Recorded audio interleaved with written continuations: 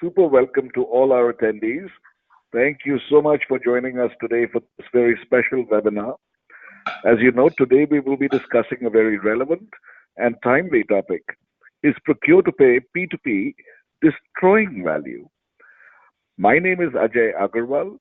I am the co-founder and chairman at SirionLabs and your host for today. Before we get started, a couple of housekeeping items. The webinar slides and the recording will be emailed to all the attendees. If you have questions, please enter them in the chat panel on the webinar panel. To introduce today's speakers, we have Tim Cummins today from the IACCM, and Tim is the founder and the president. As president of IACCM, Tim has worked with a number of leading corporations, public and academic bodies, supporting executive awareness and understanding of the role that procurement, contracting, and relationship management increasingly play in 21st century business performance and public policy. Prior to IACCM, Tim's business career has involved multiple industries and included executive roles at IBM. Thank you so much for joining us, Tim, today. And over the next 30 minutes or so, we will be covering the following key points. Number one, the limitations in gaps in P2P technology, the business impact of those limitations, and how to address those limitations as we see it today. So with that, a quick overview of the organizers. The IACCM is the world's leading organization, enabling organizations and professionals to achieve world-class standards in their contracting and relationship management process and skills. And SirionLabs is a technology company which is transforming the contracting engagement between enterprises by bringing contracting parties closer together across the full life cycle of the contract. So with that, I'm going to turn it over to my co-presenter, Tim Cummins. Over to you, Tim. Ajay, thank you. Great to be here doing this session with you. So I learned just today that apparently there are 6.5 million people on LinkedIn who identify themselves as contract managers. That is a pretty phenomenal number, and certainly way in excess of anything I'd have expected. But it is, I think, in itself a reflection of the importance of contracts. And I think, despite those numbers, or in a way perhaps because of them, the importance is often forgotten. My suspicion is that many of those contract managers perhaps are doing that task part-time as part of a role, often filling gaps, often firefighting and troubleshooting, and we'll touch in a moment on why that would be. But first of all, as I said, the importance of contracts actually is recognized when you look at these three examples spanning a 10-year period, all really powerful examples of the broad recognition of the importance of contracts in the modern economy. So let's move on from this and just talk a little bit about some of the problems that we observe. Unfortunately, P2P systems have tended to treat contracts as highly standardized instruments. That's very often because P2P systems are, in a sense, derivatives, or in fact are direct derivatives of ERP, or enterprise resource planning systems. Now, ERP, which most middle to large corporates probably now have in place, does drive tremendous efficiencies. But of course, those efficiencies are about internal communication. They bring certainly tremendous savings and reductions in numbers of people in traditional administrative roles. That hasn't tended to happen in the contract space because, unfortunately, ERP is all about internal efficiencies and drives towards the assumption that a business can use highly standardized contract templates, that they are essentially non-negotiable, that they are not going to be adjusted to the nature of the transaction, and also that there's going to be very limited need for any post-award capability. In other words, ERP systems, and particularly P2P, were founded and built very much on a commodity-based world of high levels of standardization. So let's move on and talk a little bit about why that happens. Well, most of the P2P systems, or certainly those that have tended to be dominant in the marketplace, really were designed for commodity procurement. There's nothing wrong with that, but it was also in an era where a high proportion of world trade, of business-to-business trade, was in goods. So we saw systems that were designed for commodities in the direct procurement world. They were also at the beginning very much designed for the big corporates, and the big corporates, of course, often do have the power and the muscle in the marketplace to impose standard terms and conditions, whether or not those are actually appropriate and whether or not those are actually particularly doing that big corporate any favors in the market. And finally, because of the environment we just described there, P2P was not designed to support any significant post-award management. It was much more focused on, say, the successful delivery of the product and payment for it, a very short life cycle with a very tangible set of activities.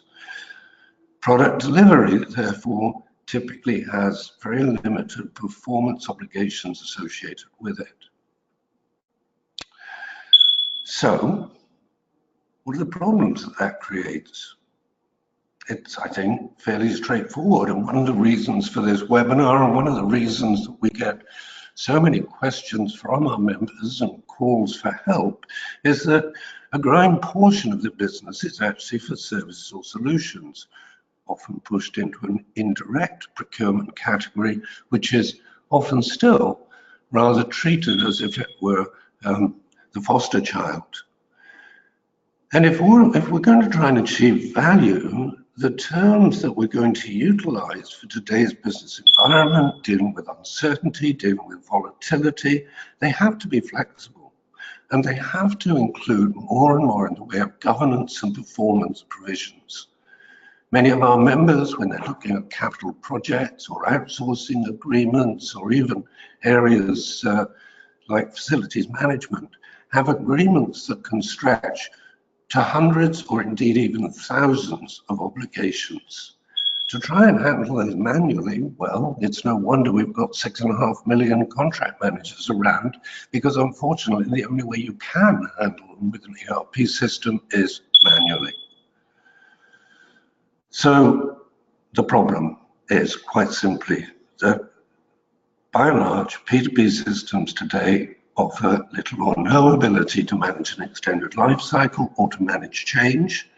They are not designed to support communication and data flows smoothly between enterprises, because they were built around an assumption of internal enterprise efficiency, and they assume levels of certainty and standards can be used in an environment that is far from certain or standard. No wonder then that we get as many questions as we do. So let's move on from there, Ajay.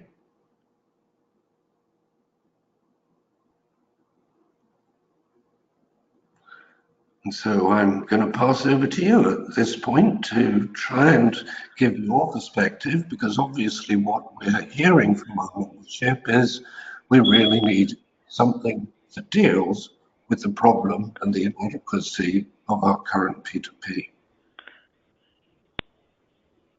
Thank you very much, Tim, for those illuminating remarks. I thought I'd begin my remarks by making a very simple equivalence, and that is between P2P and P times Q. Simply put, procure to pay technology as we know it was designed for P times Q spend. And P times Q spend, to be very clear, is that kind of spend where the price is in the contract and the quantity is in the purchase order. And as you can see, that kind of spend maps very nicely onto an ERP environment in the way that Tim mentioned, because if you look in the second column of this diagram here, the ERP system provides the goods receipt ping, and the moment that ping arrives, the system can now multiply the price with the quantity and go ahead and audit the invoice and release the payment. And that is the foundation. This P times Q validation is the foundation of P2P networks also, like Ariba Network, like Coupa Network.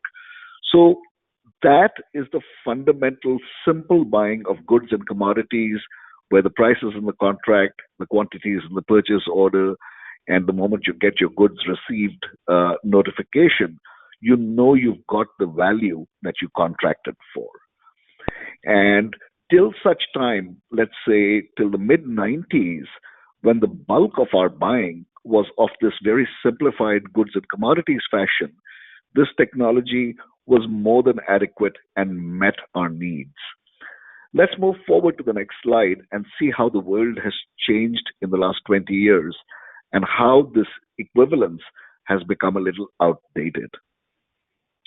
This data that you're looking at on this slide is coming in from the US Bureau of Economic Analysis. And what it's doing is it's tracked the expenditure of large enterprises over the last 20 years and given us a snapshot of where this spending pattern is in the year 2017. So 2 or 3 very startling facts emerge from this. It is very clear that there has been a macro trend over the last 20 years away from buying simple goods and commodities. In fact, if you look on the left-hand side of the page, you will see that the P times Q spend has shrunk to less than half of enterprise spend. Direct materials, indirect materials, and energy are the last surviving major areas, but collectively, they are less than 50% of enterprise spend today.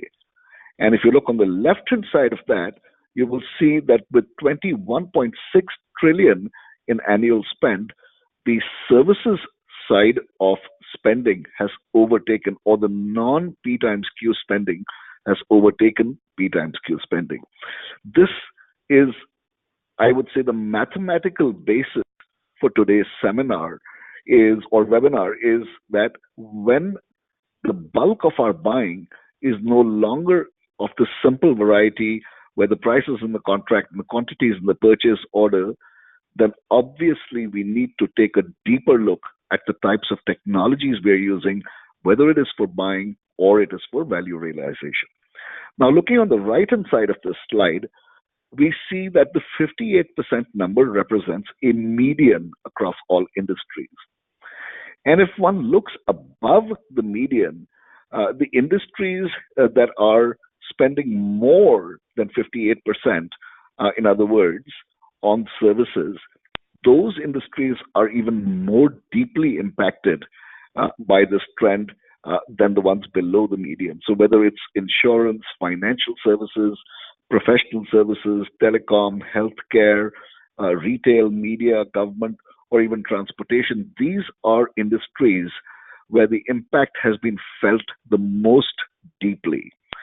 And if you look below the median, which are predominantly your manufacturing, utilities, oil and gas types of companies, even there the impact has been felt because this is a secular trend. And they do need to address their non-P times Q spend, but to a lesser extent than the ones above the median. Let's turn to the next slide. So this was the kind of historical basis. Now, where is all of this services spending happening? What is the non-P times Q portion of our enterprise spend today? This slide gives us, and again, this data is coming in from the US Bureau of Economic Analysis, and it's showing us the major types of services. The ones that we are seeing in green on this slide are the service types which are bespoke and complex and truly require active governance of the service provider after the contract has been signed, versus the ones that are in gray and have more of a commoditized nature. For example, looking on the far right, rental and leasing is an example of a fairly commoditized service. It's not something where we really need to monitor the landlord in a very close way before paying the rent on a monthly basis, versus something like IT, where you would definitely need to monitor your data center provider or your help desk provider or your application development provider very closely in order to realize the anticipated value in those contracts. So this is a cross-section of the major service types that are expressed in ways that are definitely beyond P times Q. Research done by Stanford and by McKinsey over the last 20 years has simplified this kind of services buying into some key paradigms. One is forecast-based buying, where the buyer provides a forecast of what volumes they plan to consume. The other is outcome-based buying, where they paint an outcome for the supplier to reach and to meet. The third is performance-based buying, where they paint a target in terms of service levels and KPIs. And then, of course, there's resource-based buying or time and material-based buying, where they specify the resources that they need. But each one of these 5 major pricing types is significantly more complex than P times Q and cannot be handled by ordinary P2P systems. That is the point worth understanding and taking away from this slide. Let's move to the next slide. What these complex service types have in common is that if you don't monitor the service provider closely after the contract is signed, we tend to see a significant amount of leakage in the engagement. The anticipated business case is very rarely realized during those engagements as a result of this gap in governance. And again, studies done by leading bodies, including IACCM, estimate the median leakage sitting at about 20%, 12% of which is what we call hard leakage or invoice leakage, meaning that if you get an invoice for $100, if only you knew what was the problems with that invoice, you could have reduced the amount payable to the service provider by $12 and paid only $88. The other 8% is what's called soft leakage. And this is the unrealized business gains that you hope to have achieved if the service provider's performance met the contracted levels. Now, this leakage tends to happen in services contracts for 3 primary reasons. Number one, tracking the value in these services engagements is notoriously difficult because there's no simplistic moment when the goods arrive in the warehouse and you know you've got the value. In services, it's almost like a continuous delivery model with interlinked service levels and obligations. The second is that the service delivery models are quite complex, and the underlying backup data for the service levels and obligations is rarely made available to the buyer, and even if it is made available, they rarely have the resources to go and audit each and every line item. And last but not least, given the complexity of the pricing structures which we just discussed and the payment terms, it is inevitable that in a scenario where the invoice is being manually prepared by the supplier and manually audited by the buyer, there are going to be errors in that invoicing process. So that kind of gives you a sense of the amount of value being destroyed. And if we take a quick glance back at the previous slide and see the aggregate amount that was spent annually on services, which is almost $22 trillion, and then do a quick sum on that of 20% of leakage, we're talking of approximately $4 trillion of value that is destroyed on an annualized basis given this kind of governance gap in P2P. Let's move to the next slide. What are some of the deeper causes for the hard leakage? And if we look inside the heart of the hard leakage, we find that in complex services contracts, today the biggest driver of leakage is not being able to track precisely what was consumed by the buying entity during the billing interval. So these are what we call consumption or usage-based errors. Think of a number of network terminals which have been uplinked for your enterprise and how many of them are being actively used versus sitting idle. And you will immediately understand what I'm referring to here. The second biggest contributor to invoice leakage is what we call scope or rate card related errors. And these arise simply because services contracts are much more volatile than their goods and commodities counterparts. On an average, a services contract is changing 200 times in an average duration of 3.5 years, which means it's changing as much as 6 times in a given month.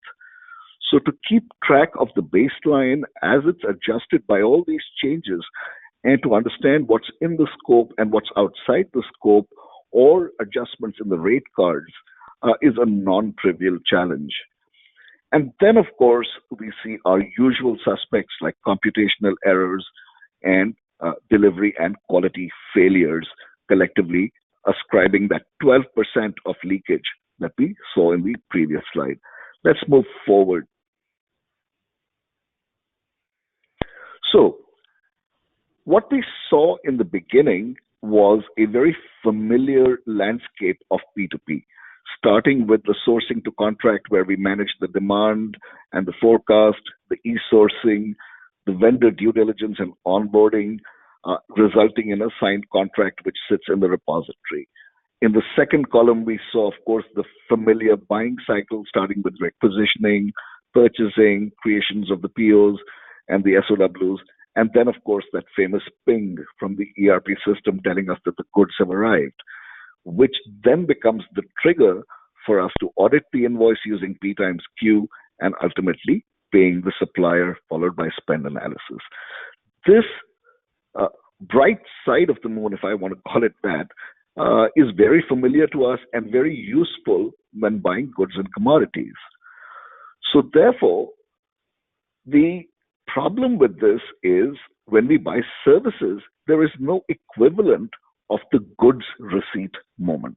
We don't really know when the value has been found. And that's why I'm calling that the dark side of the moon.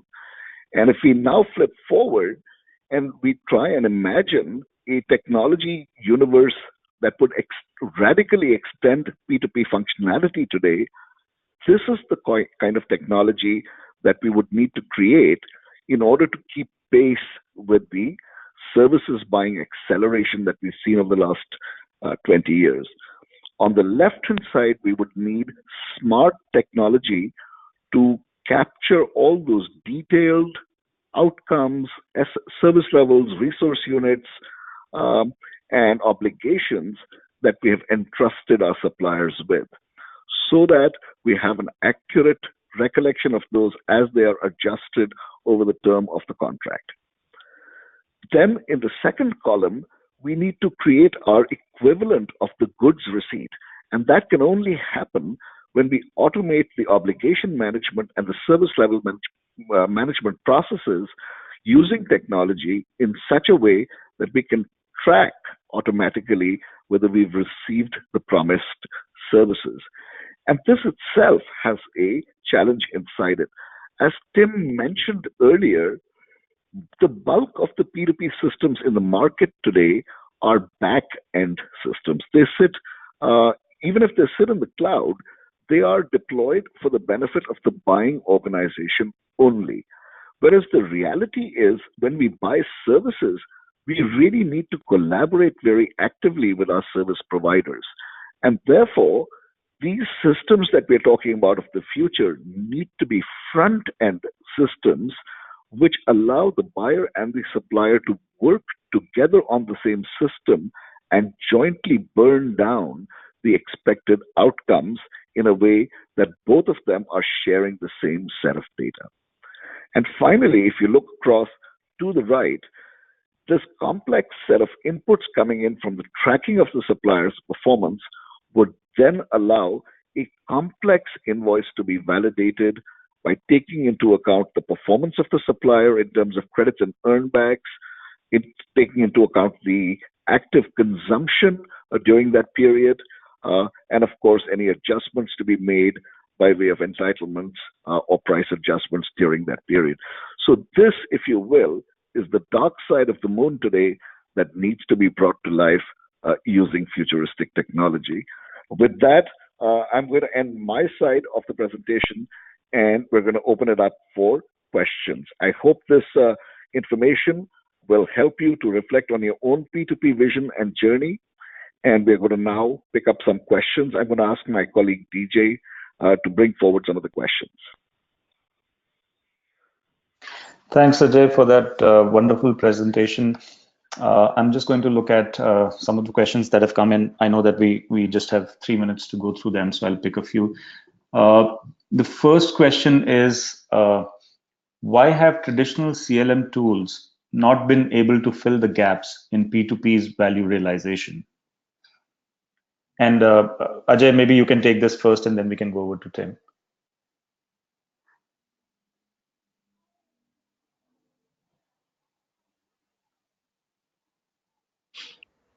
Ajay, are you on mute?